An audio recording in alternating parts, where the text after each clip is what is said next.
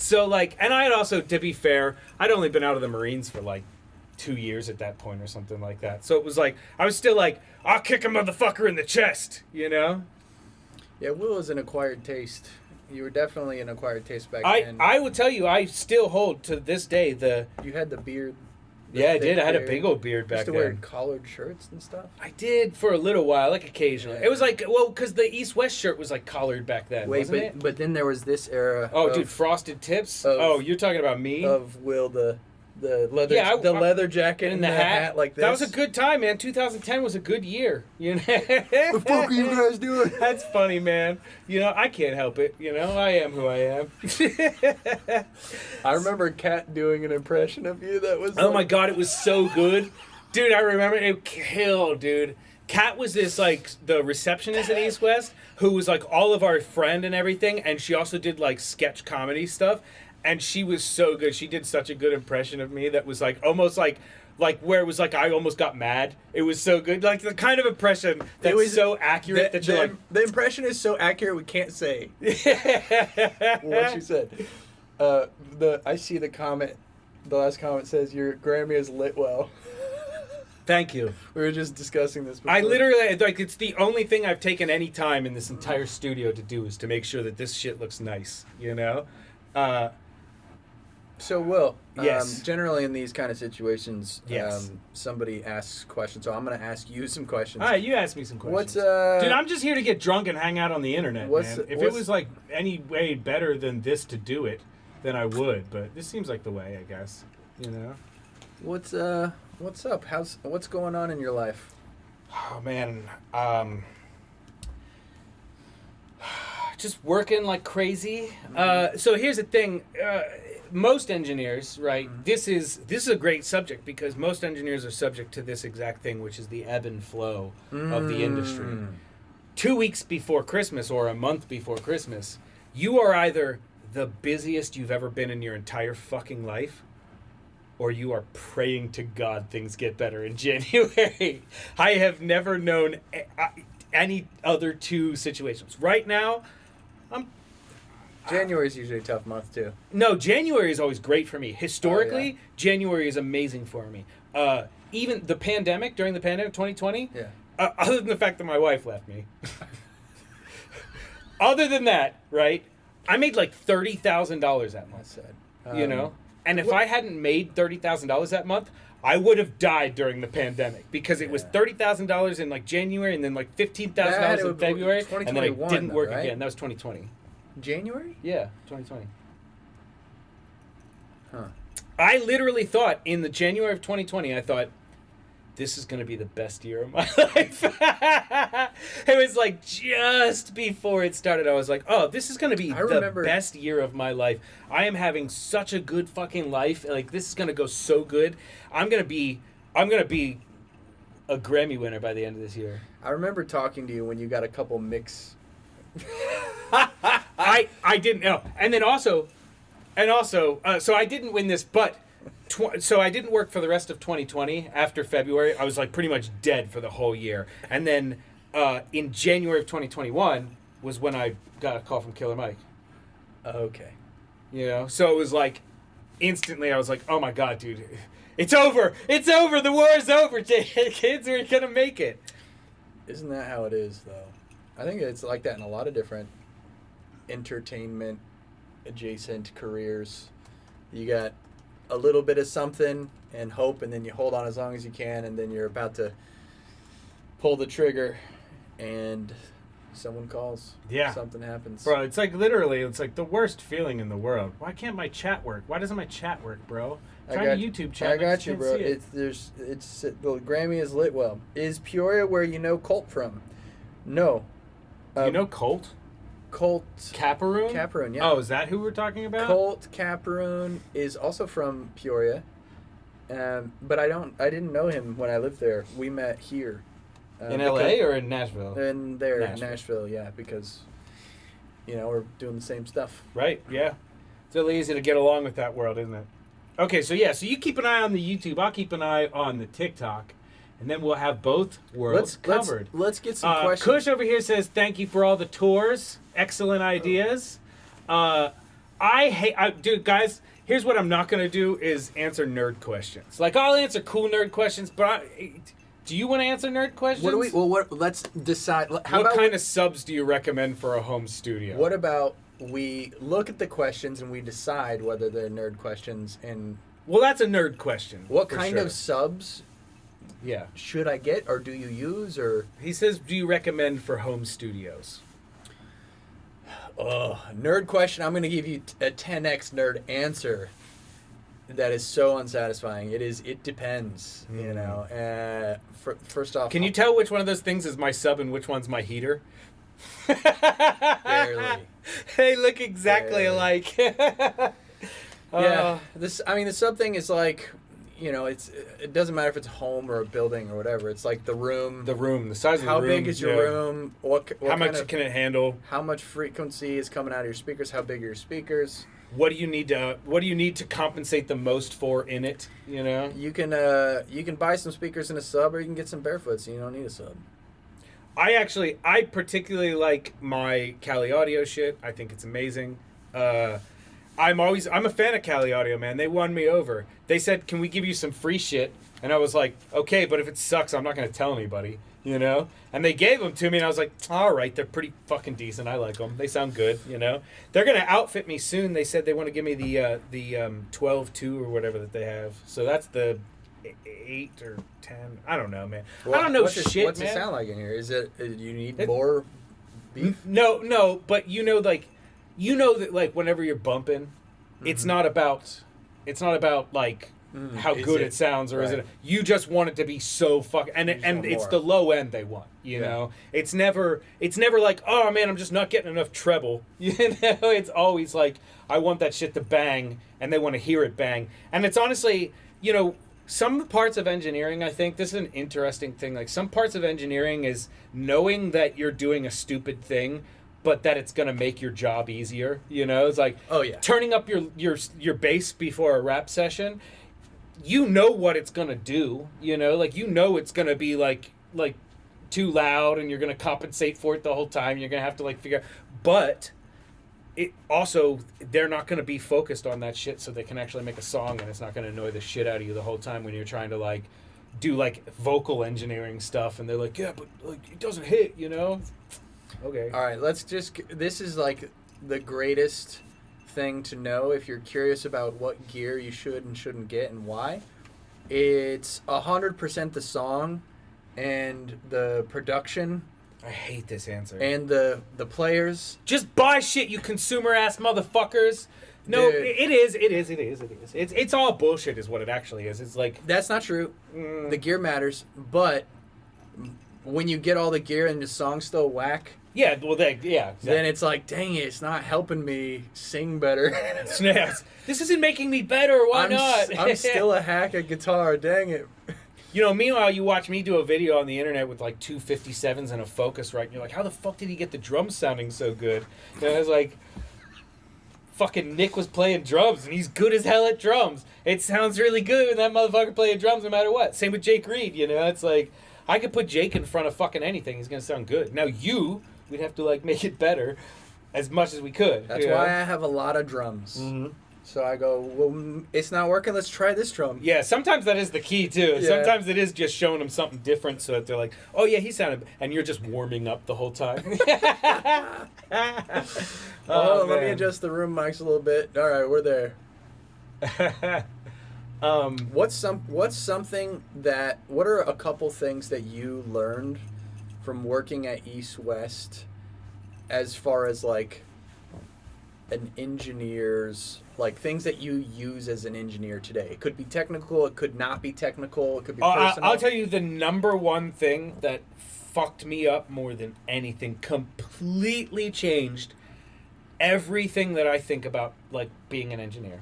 I was working a session with Adam Cohen, who's Leonard Cohen's son, Pat Leonard, who played keys with Frank Zappa, wrote Madonna songs, like, you know, legendary producer, and Bill Petrell, who is one of the best engineers of all time. And I was their assistant, but half the time I was like doing the engineering, because Bill's kind of like one of those like goes out in the room and like plays guitar or like, it's like does this shit. So it's like you're doing a lot of engineering, right? And there was this moment where Bill Bottrell was like, hey man, I want to record this acoustic guitar with a stereo pair in the room. And I was like, okay. And in the room at the time was like a 50 or like a 251, a 67, a C12, like a bunch of different microphones. Yeah. And I was like, should I go get one more Yeah. of any of these microphones? Yeah. And he was like, nah, man, fuck it. Just like put the 67 and the 251 in together, and if it sounds weird, we'll just double it and flip the perspective so it like it sits right, And that was the moment that I was like, the thing, like, it's like stereo pairs, you gotta have sequentially numbered fucking microphones and all that shit, where they like the things that are ingrained in you like coming up as like engineer knowledge. That doesn't matter. What mattered was that we were ready to push record when he was in the zone, you know? That's what fucking mattered. He didn't get annoyed. It wasn't like a waste of time. He was ready to go, and he said, just fucking put that in record and go. And that literally changed everything that I thought about. Like, it stopped, like, when people that was after that, when people would complain about, like, oh, but the rooms don't really seem matched, I'd be like, oh, you're just a shitty engineer. Like, you're just a shitty engineer. Yeah. You don't know that that's what makes shit good, That's what Bob Clearmountain, like when people ask about the NS10s, and he's like, I came in and that's what was on the ground, and we put them up and I used them. He's like, I hated them. Yeah. But that's what was there, and we just used them. Yes. And everyone's like, gotta use NS10s. That's what Bob Clearmountain used. Yeah. He's like, oh, they're terrible. They sound bad. Yeah, I think that's such dude, it's like people think there's so much more to this. You got some NS10s in here. I do, dude. I have. Look at over there. Can you see the lamp? Oh, nice. Oh, yeah, dude. For those of you That's which is everybody, I have a lamp over in the corner that is just on top of two NS10 stacked up like it's a side table or some shit. This is an interesting room you have here. What is interesting about it? So, I fancy myself as a studio room douchebag. Studio room douchebag. Looker at her. Yeah, go ahead. And tell me. It's so interesting. So this is like a dedicated building to have as a studio, sort of. Right. Well, so it wasn't built for that. Right. Right. But yes. But like, this is not your house. No. But it has house vibes. How so? Well, it's sort of just like whatever you're like, I gotta get to work, and then you just set everything up and started going. Yeah. There was no like, Oh, you mean like here's the plan, the vision. Yeah, no, I don't do that. Yeah. So that's not my thing. That's what I wanted to point out. Is like you have this commercial space. It's a studio, but it's also just sort of like, let's go. It's a place to work. It's a place to work. Yeah, I don't do that bullshit stuff, man. That's not my vibe. Like it's the same with like even like I mean it's pretty dead in here. It's like the right amount of dead, right? This is like also there's nice treatment. There's nice clouds, nice treatment, nice lighting. Tricky fabric over 703. Well, so yeah, it's pretty standard, but it's no, but I mean like it doesn't look like that, is what I'm saying. Yeah. It does. It looks like a wall. Yeah, but it's actually fabric over 703. This is called a stretch system. Yeah, thanks. I have this in my room. I don't give a flying shit what it's called. No, but for real, it is very much that. It is very much like, bro, I got the desk from Sweetwater. I was like, cool. I called up Josh and I was like, hey, man, what you got on some desks I can do? I'll put it in every video I do. You know? It's going to be in every video I do. And he was like, cool, I'll send you this one. And I was like, cool, good for me. Is that the Gator rack? Yeah, I had to pay for that one. Is that sturdy? Is that thing that was really good. Yeah, that one's a really good one. I got that one 2 years ago already. And me, dude, I'm not soft on gear. I kick the shit out of my stuff. Well, that's been through 3 studios. My favorite thing about it is the drawer. Yeah. I added that, of course, but the racks or whatever. That was just a normal fucking, rack drawer or whatever. Well, they make, that's what I was wondering, is they have one where there's a drawer on the top. Oh, no. Well, that one has a drawer. That's where my guitar pedals are. Yeah.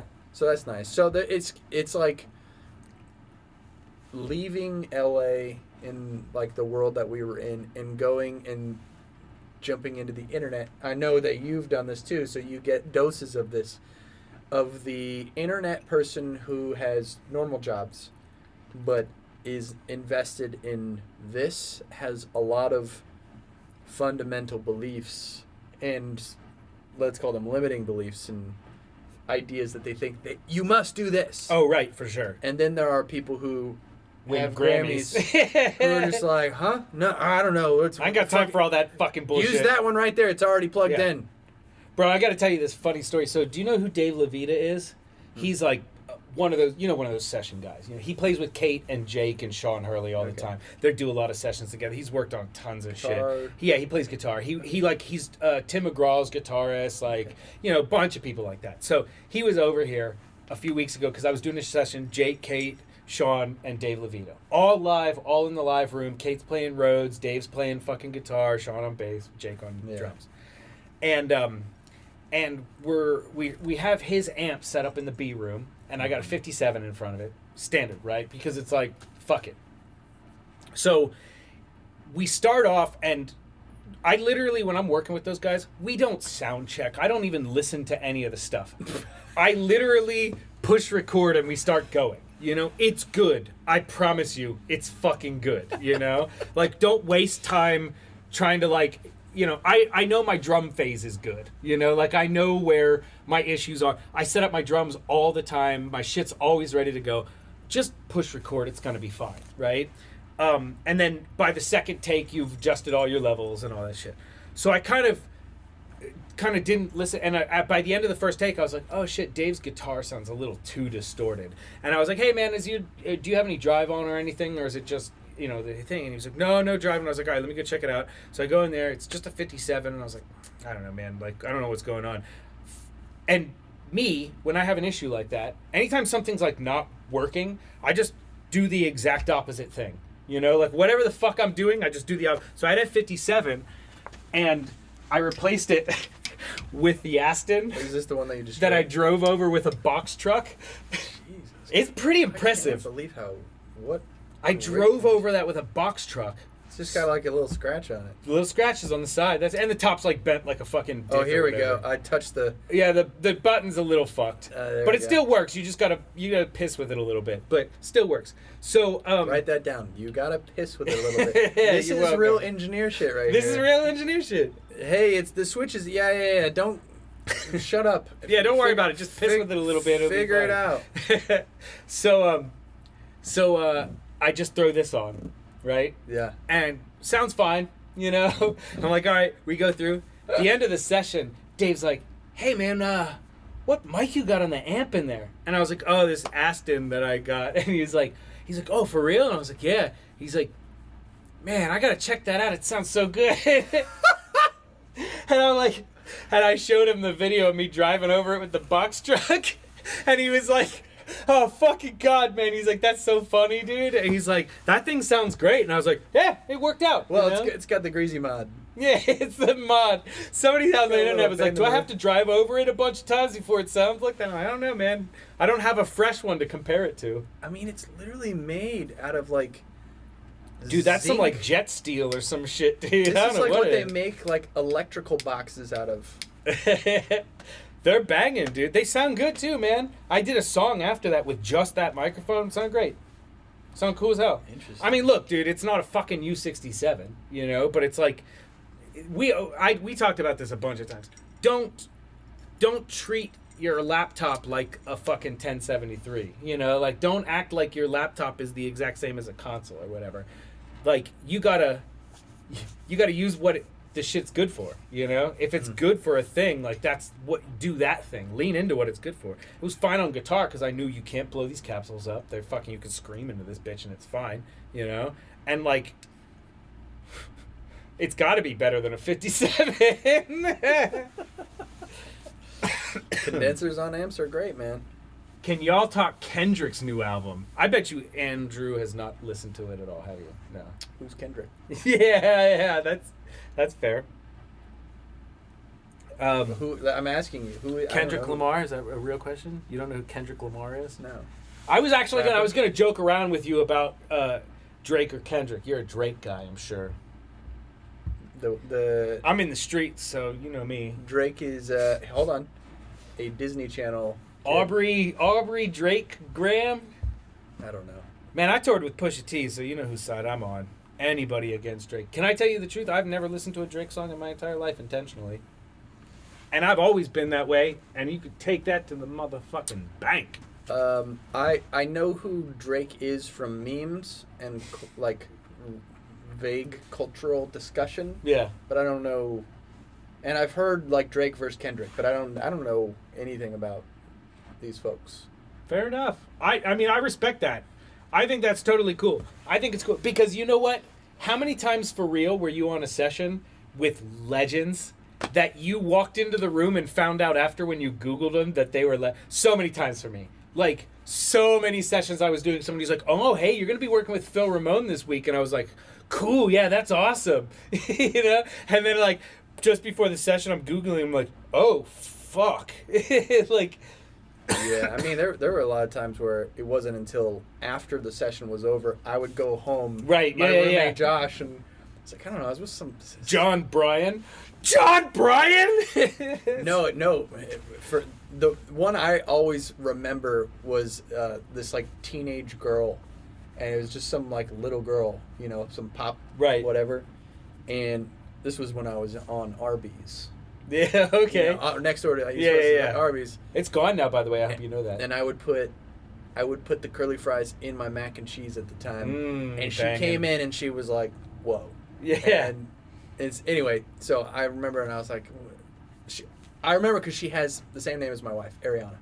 Oh, Grande? Ariana Grande, yeah. Yeah, so And- early days, I did a lot of that first record that she did, because she would just come into East West, work for like 3 hours and shit. Yeah. And I have one of the craziest stories because, I mean, first off, that's why I think, like, she is a serial, like, woman stealer and shit, man stealer, because, like, I was, like, working on that session, I was pretty sure she was into me. And at the time, it sounded insane to me that that was a possibility, because I was like, why is this girl, like, into me? But also then she dated Pete Davidson, who's literally like a mirror image of me, but just with bigger lips, you know? Like, tattooed, tall, skinny dude with dark circles around his eyes. It's like, she's got a type, bro. She got a fucking type, yeah.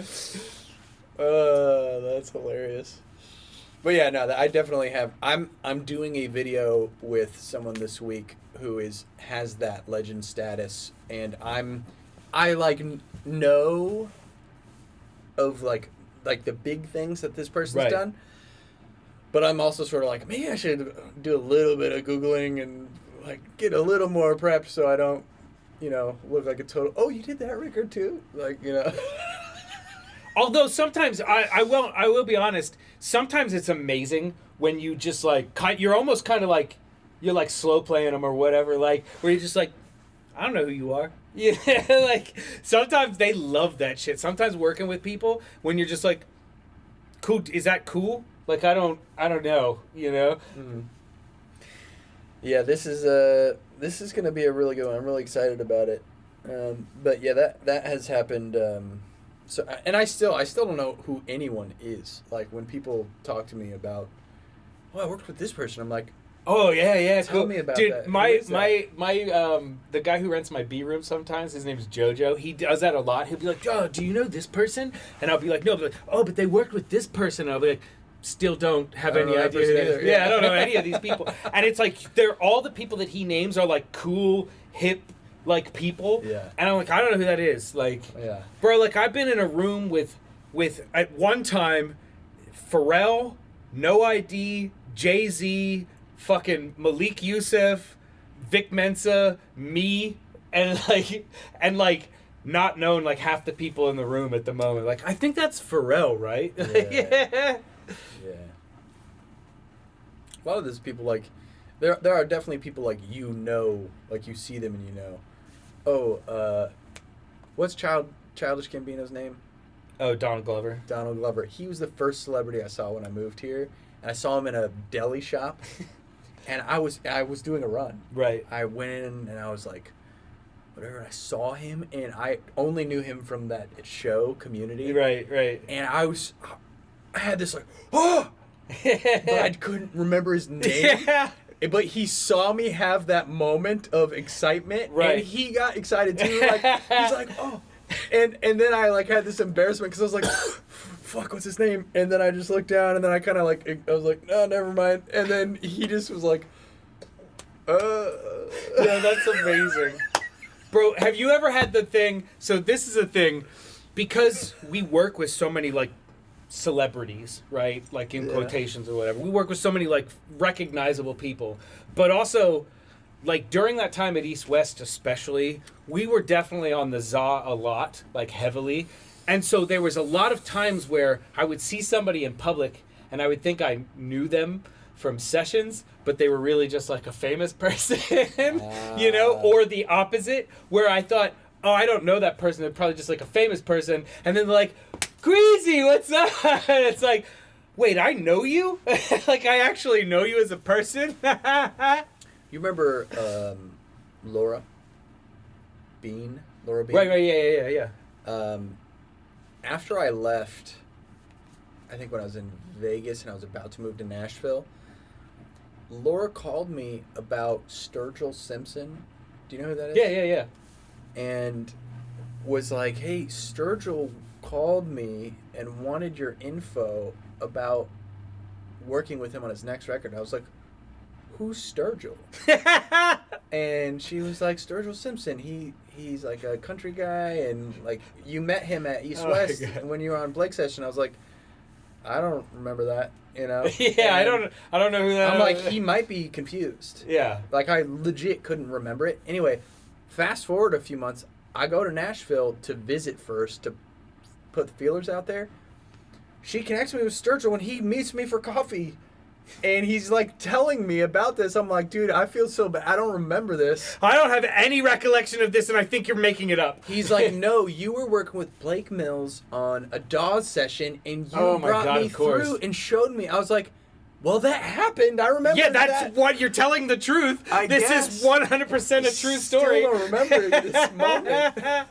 Yo, that is so funny. I've had so many of those. I've told stories to people in my family who've then recounted the stories back to me. And I'm like, what? My dad was like, you don't remember smoking with Willie Nelson? And I was like, no, I have no recollection of that whatsoever. He's like, you called me so excited about it. And I was like, and he was like, and he started talking about Bonnie Raitt. And I was like, well, that happened.